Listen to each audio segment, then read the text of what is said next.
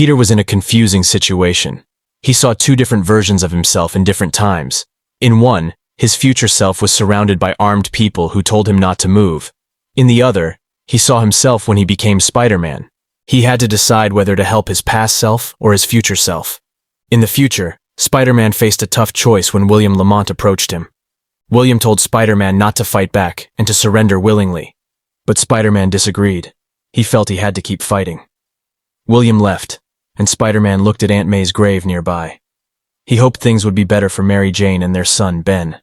With determination, he tried to break through the people blocking him but got shot down in the end. Peter kept an eye on his younger self as a spider descended toward him. He wondered if he should help by using his web shooters to remove the spider. But he couldn't bring himself to do it, and both the current and past Peters cried out in pain. As the younger Peter faded away, leaving only the current one, Dr. Strange suddenly appeared. Dr. Strange told him to follow his voice to get back to the present. Peter felt dizzy after Dr. Strange's spell, and when he opened his eyes, he saw Sandman, just like their first encounter. Spider-Man joked about Sandman being as not so smart as when they first met. Spider-Man easily hopped over Sandman and headed towards a vacuum cleaner, remembering how he defeated Sandman before. He was on the edge of winning when everything turned completely white, and Dr. Strange's voice told him to follow it. Peter found himself in yet another battle, this time with the Vulture, just like their first fight. They fought like they did before, and Peter got thrown into a big tank of water.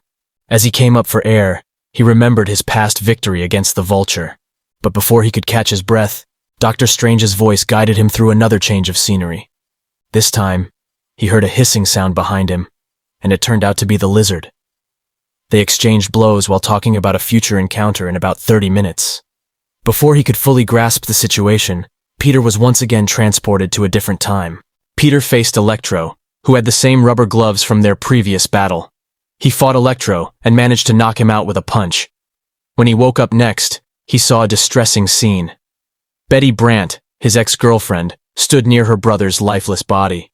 Peter tried to comfort her, but she slapped him in her sorrow and anger. He tried to explain himself, but before he could say much, he was taken away to another time and place. Next, Peter faced Mysterio and his tricky illusions. After a brief pause, he tried to rest. But soon, he was taken to fight the Hulk, who wanted to smash him. In their battle, Peter got buried under a pile of rubble. Despite being trapped, Peter knew he had the only thing that could save Aunt May's life. With all his strength, he lifted the rubble and pressed on. Then, he heard a girl's voice and found himself on a bridge where Gwen Stacy had tragically died. The Green Goblin threw her off, and Peter tried to save her once more, but he couldn't change the past. Feeling defeated and surrounded by darkness, Peter sat alone. Dr. Strange's voice encouraged him to keep going, even though he was in pain. So, with a heavy heart, Peter continued his journey. Peter faced many tough challenges and relived his past battles.